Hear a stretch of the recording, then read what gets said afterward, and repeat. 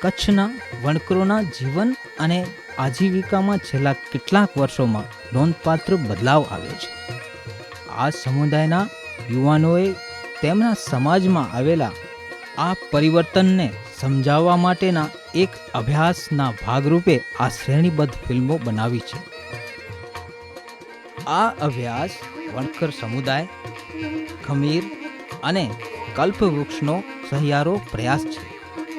તેમાં કચ્છના વણાટકામ કરતા 15 ગામોના વણકરોનો 2 વર્ષ સુધી ઊંડાણપૂર્વક અભ્યાસ કરવામાં આવ્યો છે. કચ્છનું હાથવણાટ તેના વણકરોની પરંપરાગત આજીવિકા છે અને તે છેલ્લા 6 દાયકાથી વધુ સમયનો ઇતિહાસ ધરાવે છે. કચ્છના વણકરો પરંપરાગત રીતે સ્થાનિક સમુદાયો જેવા કે રબારી, આહિર, પટેલ વગેરે માટે વણાટ કરતા અને સાથે સાથે ખેતી અને અન્ય કામો પણ કરતા. તેમની વસ્તુઓની બજાર સ્થાનિક હતી અને તે મહદઅંશે વસ્તુઓની આપલે પર આધારિત હતી.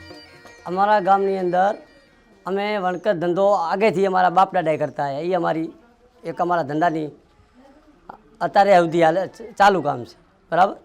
પછી અમે ખેતીવાડી કરી તો દરબારના ખેતર વાવી, બીજા લોકના ખેતર વાવી, ભાગવા. ત્યાં પછી માલ નંગપીસ થઈ જાય પછી અમે વેચવા જાય ફેરી માટે. અહીંયા ગાગોદર છે, પ્લાસવા છે, ભીમા છે, લખાગઢ, ગેડી, અમુક નજીક ગામના પડતા ત્યાં અમે જઈ શકીએ છીએ. બહાર કેમ નથી જતા વેચવા? બહાર નહીં, અમે આ રાપર તાલુકામાં વેચી, બીજી નહીં. पहले आपके मालधारी है, माल चराते थे, जंगल में घूमते थे, तो उसमें क्या था, घेटा बकरा चराते थे, तो घेटा बकरा के क्या ऊन काटते थे. पहले के ज़माना में क्या है, भाई लोग रहता था, वो वणकर रेटियाँ बनाते थे, ऊन उसमें काटते थे. पहले जैसे काम करते थे तो कच्चा माल जो है वो भी हमको यहाँ लोकली मिल जाता था. तो पहले का जो व्यवहार था वो अलग था. अभी का जो मार्केट के साथ जो है वो अलग है, क्योंकि अभी पूरा जैसे चैन है ना, चैन बन गया है. पहले सिर्फ हमारे कस्टमर भी वही थे, रॉ मटेरियल जिससे हम खरीदते वो भी हमारे वही थे. क्योंकि जैसे सपोज़ हम रबारी और आहिर के लिए काम करते थे तो रबारी लोगों के पास भेड़ी बकरियाँ होती थी, तो वो उनका ही कच्चा जो ऊन है वो उनसे ही ऊन जो है वो मिलता था और उनकी औरतें हैं वो ऊन जो स्पिनिंग करके हमको देते थे.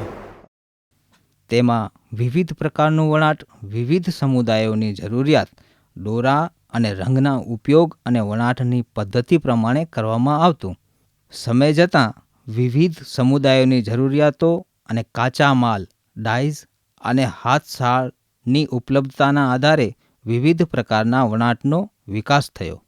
આ રીતે આ વિસ્તારમાં મસરૂ, ખરડ, ટાંગલિયા વગેરે પ્રકારના વણાટની પદ્ધતિઓનો વિકાસ થયો અને સમુદાયમાં एक्स्ट्रा वेफ्ट टेक्निकનો उपयोग शुरू થયો.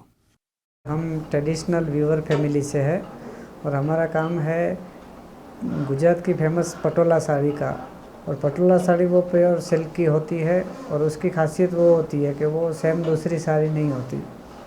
और एक एक साड़ी को बनाने में मिनिमम 15 से 20 दिन लगता है. उसको वॉप एंड वेफ्ट को इकट्ठ करना पड़ता है, फिर इसको डाइंग करना पड़ता है, इसको फिर वीविंग करना पड़ता है. इसकी लॉन्ग प्रोसेस होती है. हमारा पूर्वजों, हमारा बाप दादा 6 પેઢી થઈ અમારી આ મસરૂનું કામ કરીએ છીએ. પણ આમાં હમણાં થોડા કારીગર ઓછા થઈ ગયા. પહેલાં કારીગર લગભગ આ ગામમાં 40 કારીગર હતા આજથી 30-35 વર્ષ પહેલાં. હવે અમે 8-10 જણા બચ્યા છીએ, પછી મૂકી દે છે કામ ન મળવાને કારણે. વણાટનું હાથ વણાટ કાર્પેટ બનાવી છે, જેને અમારી ભાષામાં ખરડ કહીએ છીએ. ખરડની પ્રોસેસ એ છે, જે આ ખરડ વસ્તુ છે ને એ ખાસ તો બકરી અને ઊંટના જે ઊન છે એમાંથી અમારા પૂર્વજોનો બનાવતા હતા. પણ બહુ જૂની કલા છે, જ્યારથી પશુ અને મનુષ્ય પેદા થયા ત્યારથી આ કલા આવે છે. Handlooms in Kutch is today practiced by over what we estimate for about 1,000 families practicing it. The speciality of the region used to be working with local fibers, especially cotton and desi wool. The techniques are of an extra weft design. practiced on pit looms. Post the earthquake, there has been a lot of innovation both with the type of loom, from shifts from pit looms to frame looms, as well as experimenting with different kinds of fibers. કચ્છના વણાટમાં તેના yarn, બજાર અને ટેકનિકમાં આવેલા ફેરફાર અને વિકાસના કારણે ઘણા પરિવર્તનો આવ્યા છે. पहले तो हम एक्रेलिक यान पे ही करते थे काम, फिर अभी थोड़ा कॉटन पे भी करते हैं, वुल पे, सिल्क पे. मार्केटिंग थोड़ा अभी अच्छा है, कॉटन में, सिल्क में अच्छा है. कहाँ जाते मार्केट? दिल्ली जाते हैं, बेंगलोर गए. फ्रेम लूम को मिला तो उससे वो उसमें हेल्प कर रहा है फ्रेम लूम वीविंग. पिट लूम में जो जोर लगाना पड़ता था वो थोड़ा टेक्निकल, इसमें वो गियर बॉक्स आ गया है, वो चेंज, तो वो एक प्लस पॉइंट है कि फिजिकली कम जो है ताकत लगती है, फिर भी वो क्वालिटी में बहुत अच्छा इसका सपोर्ट रहता है. એટલે એ તો આમ મારી મેળે જે અમુક નામ સાંભળેલ હતો કે ભાઈ પાવર લૂમ એક મશીનમાં ઓલો કપડો વણાય છે, એટલે લીધાની એમ દગજ લાગી હતી કે એમાં ભાઈ 2 પૈસા આપણાને વધુ જડે નહીં એવો પોઝિશન હતો એમ. એટલે હવે અત્યારે જે હાલ છે એમાં કાંક ઓલો ઓછો મળે છે. હવે શું રબારી લોકો બધાના દરવેશ બદલી ગયા તો એ લોકો બદલાવી નાખ્યા છે. એટલે આમ હવે એમાં કાંઈ યુક્તિ એટલી રહી નથી, 10% કામ રહ્યો છે. લ્યો ને, હું અત્યારે પાવરલૂમમાં કામ કરું છું. શરૂઆતમાં ભૂકો પહેલાં હું ભણતો 7મી 8મી 9માં એ ધોરણમાં મેં ભણવાનું શીખી ગયું હતું, શેડા નાખવાનું, ડિઝાઇન નાખવાનું. ભણવાનું બંધ થઈ ગયું અને પછી પાવરલૂમમાં આવી ગયું. પાવરલૂમમાં મને 10-12 વર્ષ પાવરલૂમમાં પણ થઈ ગયા છે ભણતા ભણતા. કમાણી તો શરૂઆતમાં સારી હતી, પછી અને માલનું જે સામે જે માર્કેટ જ ડાઉન થઈ ગઈ છે, નિકાસ ન થયું, નિકાસ ઓછું થતું ગયું એમ કાચા માલના ભાવ વધતા ગયા અને સામેને તો વેપારી હતા એ ભાવ વધારતા નહોતા, એટલું ને એટલું રાખતા હતા એમ. તો મને કાંઈ સામે વળતર જ ન રહી એમ મતલબમાં. એના કારણે બહુ ઓછો થઈ ગયો. ઉત્પાદન થાય વધારે પણ સામે એટલું બેનિફિટ જ ન મળે આપણે કામમાં. એના કારણે બહુ બંધ થવાને આરે આવી ગયું છે. વર્ષ 1940ની આસપાસ મિલનું કાપડ મળવાની શરૂઆત થવાથી સ્થાનિક બજારો તૂટવાની અને સમુદાયો વચ્ચેના આંતરિક સંબંધોમાં પરિવર્તન આવવાની શરૂઆત થઈ. મોટા પાયે એક્રેલિક યાન મળતું થયું અને શહેરોમાં નવી બજાર ઊભી થવાથી જે પહેલાં આંશિક આજીવિકાનું સાધન હતું તેવું વણાટ 1980 આસપાસ પૂર્ણકાલીન વ્યવસાય બન્યો. જ્યારે મેં શરૂઆત કરી ત્યારે એક્રેલિકનો એક સમય હતો અને માર્કેટમાં એક્રેલિક સોલ ઘણી ચાલતી, પણ પછી સમય જતાં એમાં પ્રોડક્ટમાં પણ બદલાવ કરવા પડ્યા. જ્યારે એ એક્રેલિક શાલ જ્યારે મંદીના લીધે બહુ ઓછી ચાલી, પછી ખ્યાલ આવ્યો કે હવે પ્રોડક્ટ બદલવું પડશે, માર્કેટને કંઈક નવું ડિઝાઇનિંગ જોશે. હાથ વણાટની સહકારી મંડળીઓ અને ખાદી સંસ્થાઓ દ્વારા થતું કામ ઓછું થવા લાગ્યું અને વ્યક્તિગત વણકરોએ પોતે બજાર સુધી પહોંચ વધારતા માસ્ટર વીવર અને જોબ વર્કર જેવી નવી વ્યવસ્થાને બળ મળ્યું. સહકાર ક્ષેત્ર એ કચ્છમાં આઝાદી સમયે એનું વિશાળ ફલક હતું અને સૌ સાથે મળી અને પોતાનું, પરિવારનું અને સમાજનું સંગઠન ઊભું થાય એ ધ્યેયથી એ સમયે કોઓપરેટિવ સંસ્થાઓની કચ્છમાં અલગ અલગ ગામડાઓમાં એની સ્થાપનાઓ થયેલી અને એમાં મોટી સંખ્યામાં કારીગરો જોડાયા અને પોતાને રોજીરોટી ઊભી કરવા માટે એક સકારાત્મક ભૂમિકા નિભાવી હતી. ધીરે ધીરે એ કારીગરો આગળ વધતા ગયા અને થોડીક ટેકનોલોજી આવતી ગઈ, મશીનો પણ આવતા ગયા અને એ કારણે મંડીઓના કારીગરો થોડા એનું કામમાં મંદી આવી થોડી, અને એ કોઓપરેટિવ માળખું આખું તે સમયનું ઊભું થયેલું એ માળખું टूटी गયું. भी ऐसा है, कोऑपरेटिव जब था तब क्या था कि किधर बेचान नहीं था, किधर भी कपड़ा भी बिक्री नहीं होता था, इसलिए कोऑपरेटिव बना. कोऑपरेटिव है तो फायदे में तो होगा, कोऑपरेटिव से कारीगर को फायदा है, पर पहले ज़माने की जितना ज़रूर है इतना ज़रूर नहीं है. हमारे कच्छ में तो ऐसी बहुत है सभी जगह पे कंपनियाँ आ गई है। 30 सलूम यहाँ पे चल रही है सिराचे में। तो भूकंप के बाद जो उधर कंपनियाँ सिराचा में, तो तभी एक पण व्यूअर नहीं थे, सब कंपनियों में लग गए थे। और अभी वो कंपनियाँ इनको धक्का दे दिया, निकाल दिया, कुछ काम नहीं है, तो फिर वापस आया और व्यूइंग कर। अभी तो उधर मशीन लग गया, सब मशीन कर रहे हैं, तो ऐसा है। वो तो मजदूरी करते थे तब, अब खुद का किया, नया सोचा। मजदूरी वैसे तो खुद के लिए ही करते थे ना, नहीं फिर उसके बाद भूकंप आया। भूकंप के बाद मैंने सरली का काम किया 15 साल, पर्वत कांजी का। अब 2-3 साल से मैं खुद का कर रहा हूँ। ये कैसे बदलाव आया आपको? मतलब बदलाव, बाहर मैं उसके साथ गया था, दिल्ली, लखनऊ, जयपुर, तो वहाँ देखा कि इसमें कुछ है। हाँ, आइडिया आया कि अब कुछ अपना करेंगे तो कुछ आगे बढ़ेगी। तो अपना करने में लेकिन थोड़ा रिस्क भी तो होता हो। रिस्क है ना, बहुत रिस्क है। मैंने तो पहले लोन उठाया था बैंक से, बस घर का ही चालू कर लिया, एक लूम चालू किया, उस पे सब चलता था। धीरे धीरे 2 किया, 3 किया, अब 4 हो गया। વર્ષ 1990 થી 2000ના સમયગાળામાં કચ્છની હાથવણાટની સાલની મોટા પાયે લુધિયાણાની પાવરલૂમમાં નકલ થવાથી હાથવણાટના કામમાં ઉણપ આવવાની શરૂઆત થઈ। તેમાં પણ 2001માં આવેલા ભૂકંપના કારણે સ્થાનિક કક્ષાએ સૂતર અને ઊન ન મળતા વણાટ કામમાં ખૂબ ઘટાડો થયો। ઘણા કારીગરો અન્ય વ્યવસાયો અને નોકરીઓ તરફ વળ્યા અને તેમાંથી ઘણા મધ્ય પૂર્વના દેશોમાં ગયા। આ મુશ્કેલી લાંબા સમય સુધી રહી। આ ભૂકંપ પાછળ અહીંયા અમે આવ્યા છીએ, પછી અહીંયા છોકરા કંપનીમાં જતા હતા, હું પોતે વેવિંગ કરતો હતો। પછી એમ કરતા કરતા કાલા કોટન નીકળે, છોકરાએ કંપની મૂકીને અત્યારે કાલા કોટનમાં છે જોડેલા। अर्थ के ये भूकंप के बाद तो बहुत सस्ता लो आई। हमारा 1 साल तक तो कोई काम किया ही नहीं। फिर 1-2 साल के बाद में खमीर जैसी 2-4 संस्थाएँ आई इधर, तो उसमें आने के बाद बहुत बदलाव आया। कारीगरों को माल दिया, मटेरियल दिया और बुनाई का पैसा भी दिया। તે સમયમાં વણાટમાં રસ ધરાવતા આગેવાન વણકરોએ વણાટ કામને આગળ વધારવા ઘણા પ્રયત્નો કર્યા। આ સમયગાળામાં ખમીર દ્વારા સ્થાનિક કક્ષાએ ઉગાડવામાં આવતા કાલા કોટનમાંથી યાન બનાવવાની શરૂઆત કરવામાં આવી અને તેનાથી વણાટમાં નવું જોમ પ્રગટ્યું।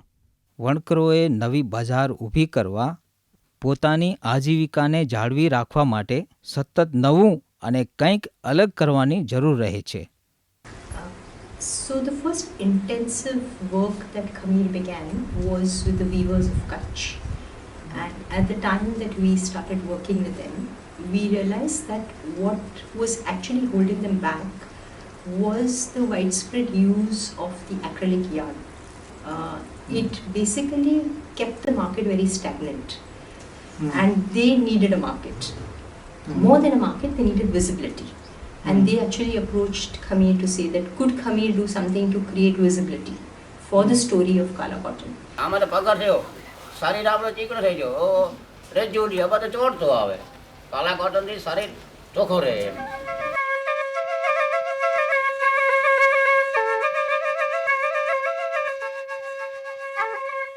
સ્થાનિક કાલા કોટનની વસ્તુઓનું ઉત્પાદન વર્ષો પછી ફરીથી શરૂ થવાથી અને સાલથી લઈને સ્ટોલ, સાડી, કાર્પેટમાં નવી વસ્તુઓ બનવાથી ઉત્પાદનમાં નવીનતા આવી છે।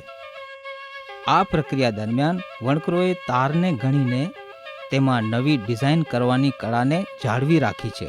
आप क्या काम करते हैं? आपका और बनकरों का क्या रिश्ता है? जैसे मेरा तो ये बंदे जैसे जो माल बेचना है, यान की गुंडी वगैरह बना के, उसके बाद बुनकर लोग भी आते हैं, ले जाते हैं कुछ माल मेरे से। तो उसी हिसाब से हमारा जो सरप्लस का माल रहता है तो वो माल हमारे को भी यूज़ होता है। और जैसे नया माल लेने जाएंगे तो यही माल जो समझ लो हम लोग अभी आज 300 रुपये के जी बेच रहे हैं, वही माल अगर हम लोग फ्रेश लेने जाएंगे तो कम से कम 450-500 रुपये के जी पड़ेगा। तो 150 उनको भी लॉस हो रहा है और हमको भी। वो फैक्ट्री का सरप्लस आप यहाँ बेचते? हाँ, फैक्ट्री का सरप्लस माल हमारे पास रहता है, वो नया माल नहीं है? नहीं, नया माल नहीं रहता है। अभी लास्ट दिसंबर में हम दोनों ने गए थे किसान हाट में, एग्जीबिशन था विंटर मेला, वहाँ पे भी गए थे। अच्छा सेल हुआ वहाँ पे, अच्छा सेल हुआ और जानने को भी मिला कि अब क्या मार्केट में नया चलने वाला है, वो भी थोड़ा बहुत जानने को मिला। पहले हम बाहर नहीं जाते थे, खुद यहाँ लोकल मार्केट में पहले ऐसा भी होता था कि हर बार एक ही एक चीज़ लेके जाओ। अब ये भी बदलाव आया है, अगर हम हर साल अलग अलग नए नए पैटर्न लेके जाएंगे तो ज़्यादा फायदा है। वो हम बहार गए इसलिए हमको पता चला। પ્રવાસનમાં વધારો થવાથી અને રાષ્ટ્રીય અને આંતરરાષ્ટ્રીય સ્તરે પ્રદર્શનોમાં ભાગ લેવાથી તેમના માટે વિવિધ બજારો ખુલ્યા છે. આજીવિકાના સાધનોમાં વધારો થવાથી વણકરોનો યુવા વર્ગ શહેરલક્ષી અને અન્ય વ્યવસાયોમાંથી પાછો વણાટ તરફ આવ્યો છે. આવું અન્ય પરંપરાગત વ્યવસાયોમાં જોવા મળતું નથી. Most designers are turning to traditions or turning to products which have a certain story. They have a story of certain there's a cultural story, there's an environmental story, there's a social impact story. So I think the trend today and the demand today in the market is leading to these kind of products. Mobile આધારિત નવી ટેકનોલોજીના વિકાસે બજારોના નવા આયામ ખોલ્યા છે અને વણકરોને પગભર કરવામાં મદદ મળી છે.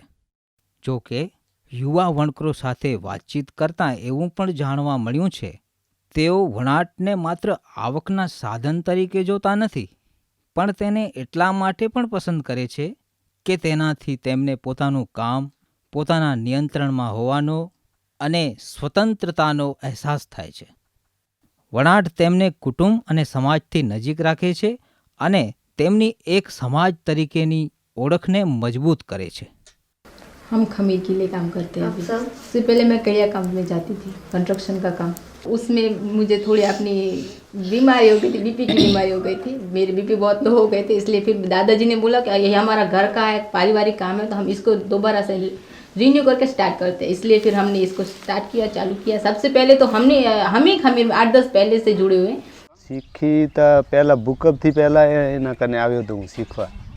12 મહિના હતો ત્યારે થોડું થોડું શીખી ગયો હતો, પછી મૂકી દીધો, બસ બંધ. પછી 10 વર્ષ એ કામ કર્યો, પછી બારે દુબઈ ગયો તો. ત્યાંથી કેમ પાછા આવ્યા? ત્યાં તો સારી કમાઈ હશે. હતી પણ કામ એવું હતું, ગેસનું ને એ કામ હતું. ગેસ એવો ખરાબ હતો, સવારમાં ઉઠીએ ત્યાં ઘૂંટણા ને બધું દુખે એવું હતું. હવે કેવું લાગે છે? 4 વર્ષથી વણાટ કરો છો? બહુ સારું લાગે એકદમ. એના જેવું કામ જ નથી. જો બધાને મળી શકીએ, જ્યારે કામ કરવું હોય કરી શકીએ. કોઈ બી આપણા ઘરે આવ્યો, બધા ઘરવાળા ભેગા, આપણા ભેગા. તો માળું ચેતા પહેલાં કપડાં નવા વણકર બનાવ્યા, તે પોઠિયા માળું કપડાં બનાવી પહેરીને શીખ્યા. પણ અહીં ચોતા કે સંસ્કૃતિ પાંચી પરંપરા જોગાજોગ ચાલુ રહે એડું પાંચું રહે, એ ધંધો પાંચો કાલે બંધ ન રહે. વણકર સમુદાયના એક ભાગમાં વણાટ પાછું આવવાનું એક કારણ આવકમાં થયેલો વધારો પણ છે અને આવકના વધારાના અન્ય માપદંડોના આધારે જોઈ શકાય છે. એટલે માર્કેટ में हेवर भाव सारो है, वणाट मजूरी है जो ये हेवर सारी है पहला करता हेवर ओछे ओछो 4-5 वर्ष था सारी है मजूरी. पहला अर्धी मजूरी डबल मजूरी थी हाणे. पहला 70-80 रुपया अमुक जा ॾींदा हुआ, हाणे 100-140 150 ॾींदा था. फ़र्क है, जैसे नए डिज़ाइन आते हैं ऐसे प्राइस भी अच्छे मिलते हैं। पहले ऐसा नहीं था, जैसे डिज़ाइन है एक ही चलते थे, उसमें हम प्राइस नहीं ले सकते. जो प्राइस मार्केट में सब एक कॉमन हो जाता था, जैसे एक पीस है तो सब बना सकते हैं, तो वो इस हिसाब से हमको प्राइस मिलता है. अभी ऐसा है कि जो हम बनाते हैं उसका प्राइस हम खुद तय कर सकते हैं. એ પણ અગત્યનું છે કે વણાટ કામમાં પુનઃ જોમ આવવાનું કારણ સ્થાનિક જ્ઞાન અને સ્થાનિક ઉત્પાદનના સાધનો છે. તેમાં સમુદાયના શ્રમ દ્વારા સ્થાનિક રોજગારી ઉત્પન્ન થાય છે. મટીરિયલ આપણું ભલે ચેન્જ થતું રહે, પણ એમાં જે અમારી જે કચ્છની જે ઓળખાણ જે છે એક્સ્ટ્રા વેફ્ટની, એને અમે હંમેશા બરકરાર રાખી છે, કારણ કે એ ટ્રેડિશનલ છે અને કચ્છની ઓળખ છે. અહીં સમુદાયે તેમની વચ્ચેની અસમાનતા અને વ્યક્તિગતપણાને ઘટાડવા માટે પણ પ્રયત્ન કરેલા છે. કચ્છના વણાટની વાર્તામાંથી સમગ્ર ભારતના હાથ વણાટના કેન્દ્રો અને હસ્તકલાના ગામોએ ઘણું નવું શીખવા જેવું છે. जैसे आर्थिक समृद्धि बढ़ी है उसके साथ साथ वणकर समुदाय के अंदर जो है असमानता भी बड़ी लगती है, खासकर जो उद्यम वणकर है और जो कारीगर वणकर है उन दोनों के बीच में, या फिर जो गांव भुज या मार्केट के पास में है या जहाँ पे संस्थाओं ने काम किया है और जो गांव दूर है जहाँ पे संस्थाओं ने काम नहीं किया है. तो ये जो एक असमानता जो बढ़ी है इसके बारे में भी वणकर समुदाय के अंदर जो है कुछ विचार करना और उसके बारे में कुछ काम करना बहुत ज़रूरी लगता है. I perhaps would think that the way ahead would be to start a kind of a federation or a company or some kind of economic association where you do maintain the individuality of enterprise, but on the other hand, the common concerns of quality, price benchmarks, what kind of markets we want to cater to, technological upgradations, design innovations, where all the critical factors which can actually sustain a craft practice are discussed at a common platform and then they are actioned.